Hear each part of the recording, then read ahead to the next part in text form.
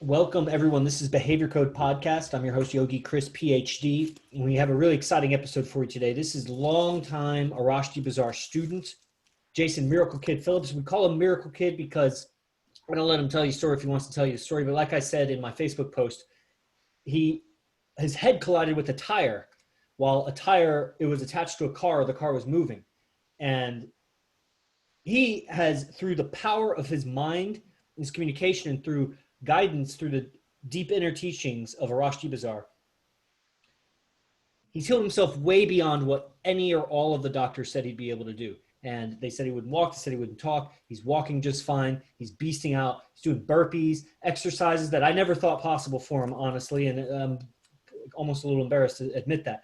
But when I see it, it awakens something in my heart that I'm like, what am I able to do that I'm limiting myself with all kinds of complaints and nonsense. Not only that, he's a rap artist, and if you hear him flow, you wouldn't even know that anything that ever hit his head. So, without further ado, I bring you Jason Miracle Kid Phillips. What's going on with you today, brother?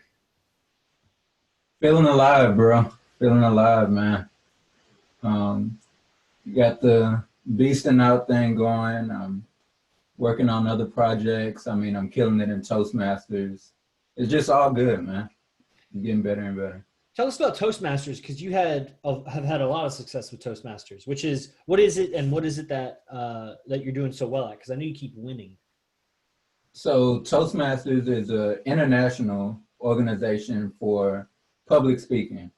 So anyone who has anything to say, join Toastmasters. It's really for people who want to improve in their public speaking, want to get some practice, get some feedback, and grow in that area of their communication, business, whatever it may be. I see. So it's like it's a group of people that practice public speaking, and they speak to each other, and then you get feedback. Pretty much. Yeah. And so you're there in Houston, Texas, right? Right. Basically the city. You're in the city. And right. So you've been winning a bunch of, how many of these Toastmasters have you won? Man. There's different levels. So you have your weekly meetings where you win in just your club, like each week. So I've won a shit ton of them. And like, give me an idea, like 10 or 20? Oh, fuck, man. Like over 20. Over 20. How many people go to this club? Different clubs are different sizes. Mine had about 20 people or so. Damn, yeah, man, that's fifth percentile. That's fifth percentile, like 10 or 20 weeks, 20 or more weeks presentations. And then, okay, then what's the next level? So next, I've also won there each year. They hold like an international competition. So yeah, you first compete at your club level, then you go to area, then district, right, and then finally you go to international where they fly you out. Yeah, and where'd you make it to?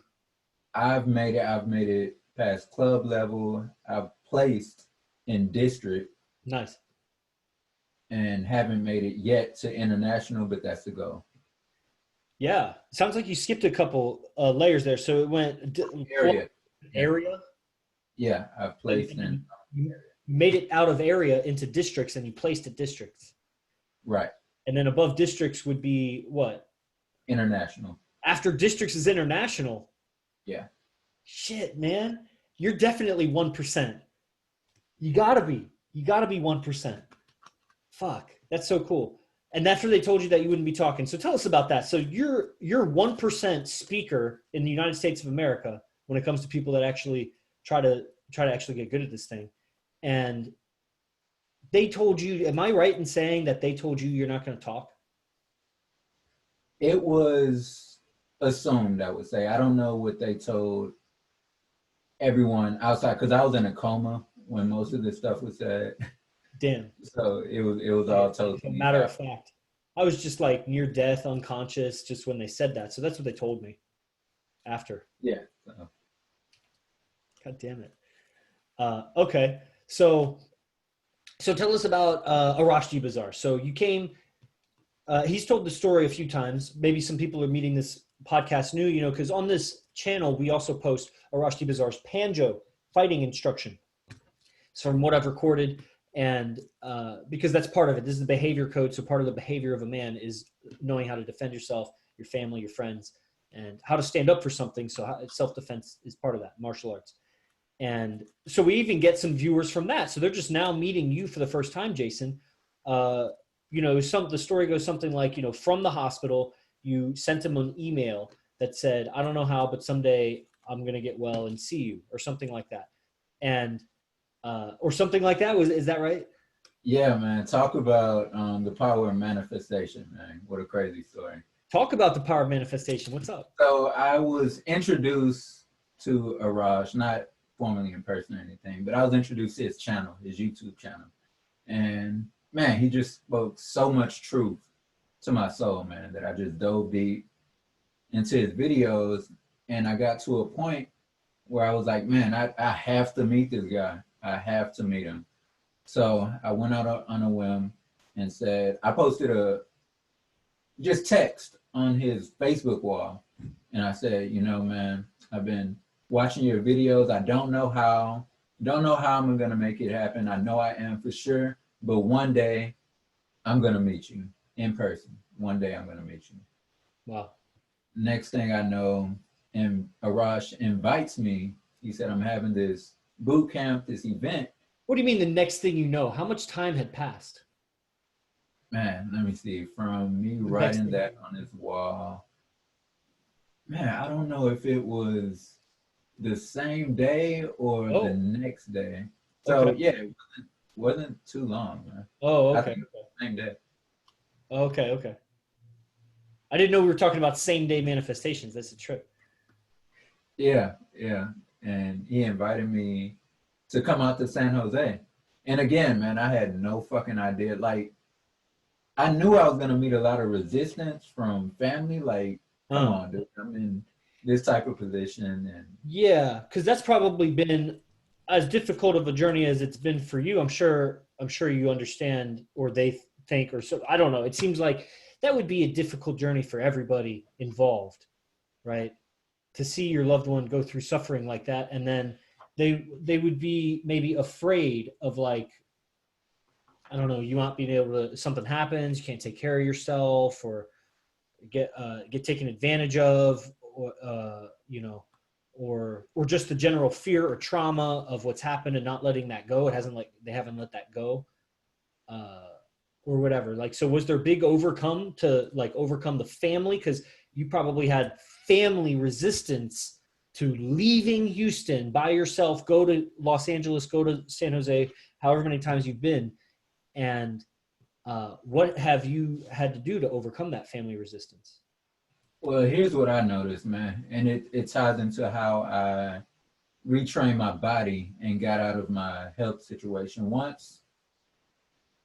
This is a universal principle I found. Once you make a decision, if that decision is real, there's nothing that can stop it. So I believe my conviction that I'm going no matter what got through to them somehow. And it wasn't as much opposition as I thought it would be. They questioned it.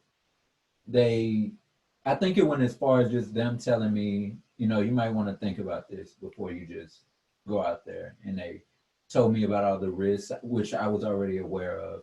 But my mind was made up, man. Sure, of course, you're already aware of the risks. Let's go into the magic of it then. This conviction. It's your mind was made up. You were determined it was going to happen anyway because they saw your conviction got through. What is this? Tell if you can. I don't understand. I'm an alien from another planet. What is this conviction that makes it so that it happens? It's just a power decision, man. I think if anyone would just look at your own life, you don't even have to look at mine. Look at your own life. Anytime you made a decision that you were going to do something, even if you didn't know how, if you took the action and moved towards it, if not 100% of the time, if you were 100% had conviction, it happened. It happened. And that's the magic of it. If you are completely committed, maybe that's a better word, committed. Okay. All right. So you were completely committed to coming and seeing Arash Bazaar in San Jose and in Los Angeles. And fast forward us through, if you gave us, like, how they have like bibliographies, like if you just gave us like your you know, eventography of like what you've done as far as trainings, you know, real quick, like whatever, from start to up to present, just so we get an idea of, you know, what library you hold up here. Okay. So I started where most people start, with the YouTube videos. I think the first product I actually bought was Shouts of Olympus, which is just the audio. Yeah. And then of course I went to that event in San Jose. I flew out there. What event? From there, man, he had all these programs. Let me see if I can remember some of them. At some point, I was a part of the round table. Okay. I was This is a long time ago. Yeah. I was a It's part like of 5 or 6 years ago. This, Shrine of Dionysus, Uh-huh. Pharaoh's Corner. Man, every single program he's had, I've been on every one of them. Yeah. Okay. Cool. So yeah, Shrine of Dionysus was from one of his coaches. Pharaoh's Corner was another one of his coaches. And then moving forward, very soon after that was Diamond Mind. You were there. Yeah. And Diamond Mind, after Diamond Mind became Love Spell. You were there. Love Spell became Lion's Den. You've been there. And along the way, and Diamond Mind was like 2 or 3 years by itself without another thing. So that was a lot of Diamond Mind. And then there was a ton of products in there, like. Yeah. I mean, products I have a ton.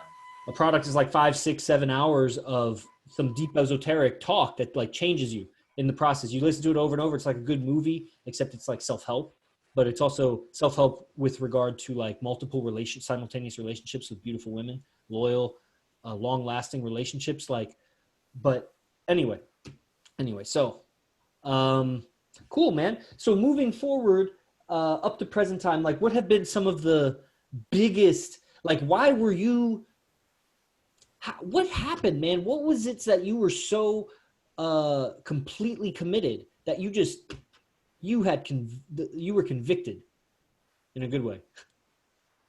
It was, man, it Why? opened my eyes to a point where I couldn't turn back. When you hear a certain level of truth and realize that you've been lied to majority of your life. Yeah, there's anger there. I get angry. Yeah, exactly. So that anger, knowing that, you know, a lot of family and people that had been lying to me pretty much my whole life. About what? What are some of these, if you could think of any? Let's see. An example for someone that doesn't know. Something as simple as how you should come up, like the basic school belief you have to, there's no other way than getting a job, going to school, going to college. Sure. And there's no other way. No, anything else that you want to do is bullshit. You're going to fail. Right. There's no way. You need a degree. Right. Yeah. Okay, and, cool. So yeah, the level of truth, and then you were determined and convicted to go. And so what's it been like? Like what describe, or what are some things you had messaged me actually, that there were some things that you wanted to make sure the audience knew. Is there anything that comes to mind before I like carry the conversation further or somewhere else?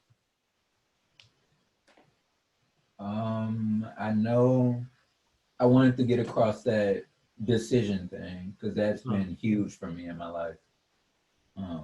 Now you've also worked with Frank White. Yes. How much has that magic and manifestation, what has that done with you? I want to give a shout out to Frank White. You know, he's got big contributions here.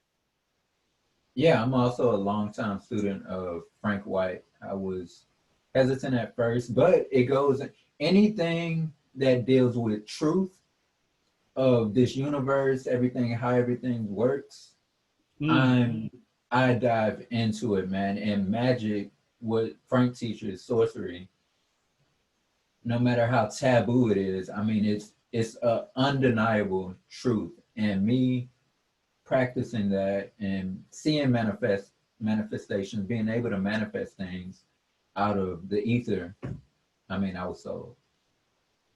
What do you mean out of the ether? Like what's an example? Can you give us an example? Yeah, man. Let me see. Okay, here's an example. It wasn't something I wanted to manifest, but through studying him, I realized this was a big realization in my head. So I had these moments when I was going through my recovery where I would just fucking get sick out of nowhere and end up in a hospital. Like it would just happen, like out of nowhere. Yeah. And after learning from Frank and him breaking down how manifestation works, I was causing this. I was unconsciously manifesting myself into these hospitals from a feeling. So it starts off the way manifestation works. It starts with a thought. That thought condenses down into a feeling. The feeling is energized through thoughts, so it's perpetuating. And as that feeling gets energized, it condenses down more until it comes into physical reality. So me holding the thought that I miss the hospital environment and how I was treated because I had lived there so much of the time and I started missing that environment. Every time I would hold that thought in the back of my mind subconsciously for a certain amount of time, I would fucking get sick. I would have a seizure. Something would happen and I would end up back in the hospital where I wanted to be subconsciously. Wow. So it seems like just really just getting your subconscious just really wrapped into the thought and feeling of where you want to be, just where you want to be. And, you know, and really constructing where you want to be so detailed, like you were there, like you were already there, and like, and then wanting that constantly and generating the feeling that brings that about, and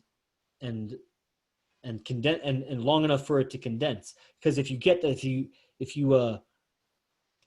you know, the water, you could have humid air, and if you let the air flow out of the room before it has time to condense on the window, it doesn't condense on the window. So just because you humidify the air a bunch of times, if you keep letting the air out, it won't condense. You got to hold it long enough for it to condense. And that's a trip. You know, shout out to Frank White. You know, we talk about Arash Zapardibazar. He's the catalyst. He's a catalyst for the fusion of Arash Dibazar with Zapar.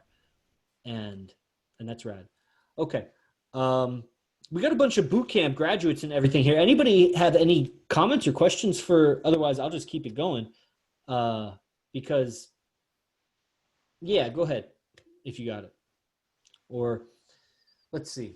I think Tony waved. I don't know if he has a question. Yeah, let's check this Facebook, Instagram too. Okay. Jason Miracle Kid Phillips. So what's in the future, do you think? What are you condensing down into reality from the future? In your future? I'm currently manifesting, you know, it's interesting because I vaguely have an idea. It's more of a feeling. It's more of a feeling that I'm manifesting. Sure. Of the type of life that I want to live, which is me really speaking, man. I really get a lot of joy from speaking, and the impact it has on others is consistent.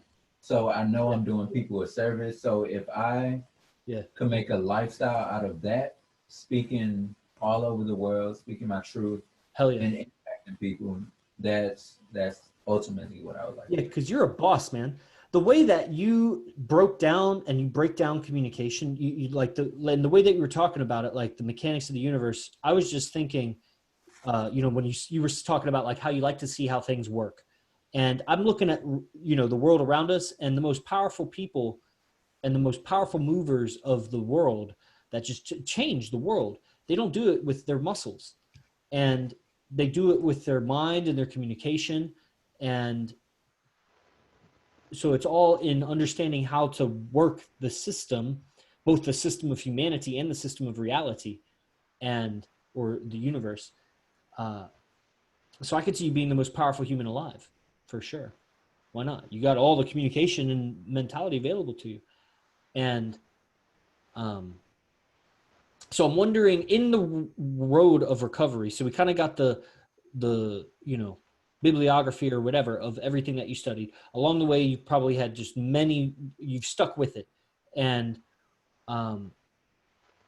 What role did that play in your healing process, if any?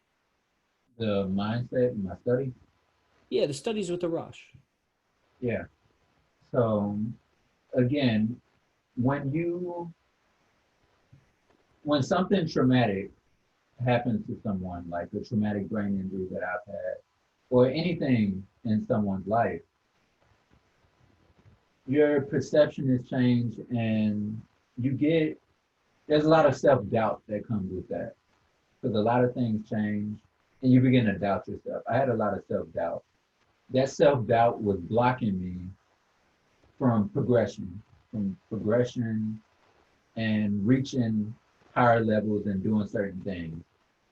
My studies with Araj unlocked a level of potential that I wasn't able to tap into. Whether that be from just the mindset he gives, whether that be from me going into game and women, or whether it's meeting the different coaches he had, whatever it was, it just continuously unlocked next level, next level. I leveled up as I continue with it, and I believe that's why I kept going with that. What is level up to an audience member that hears that? Like, what does that mean? Like level up awareness, or what does that even mean? Leveling up as a being, when you're able to, let me see if I can put that in words. You have a certain state of being. We all are somebody right now. We identify ourselves as being something, and that someone, that something that we identify ourselves with has certain limitations. When you break through one of those limitations, especially when it's a big one, that's a level up and you feel it. It's hard to even put it into words, but you know. For instance, I go to these events, the GSLR, the Cosmic Code. Every time I leave one of those events and come back home, when that event is over, you feel different. You don't feel like the same person anymore. I became a new person so many times. Like the old me die. I can literally see the corpse of the old person. It's like you can look back. Those events are like 3 days, and you Yeah. look back at who you were three days ago. You're like, who the fuck is that guy? Like, Wow. I don't recognize that guy. What So was that's different about you, or what would be different about you? it's more of an internal shift, and it's funny, man. I know you try to get across to people, why you should, look into Arash, why you should study with it, but it's so difficult to put these things into words because it's an internal feeling. It's an internal shift. You won't be able to tell until you speak with someone before that event. Let's say you videotape yourself speaking with that person, then you speak with them afterwards, and you're like, man, this person is more powerful. I can't put my finger on it. I don't know what it is. And then you come back to your world and you talk with your friends or someone, and they're like, man, something's different about you. Something, you've changed. And Yeah. I'm like, yeah, I have. Yeah, that's the truth. That's the truth. Yeah. Jason Phillips, thank you, brother. I really appreciate you coming on Behavior Code, and we should have you back. And everybody, if you're catching the recording of this, iTunes, YouTube, etc., you know what to do. Click subscribe. And Jason, you got, if anybody wants to find you on Instagram, you want to shout out or plug anything? My Instagram is AFE_JSO. And on Facebook, just Jason Phillips. That's it. That's right. Jason Phillips, Jason with a Y. Awesome, everybody. Thanks for your attendance, and we'll see you next time here at Behavior Code. Bye-bye.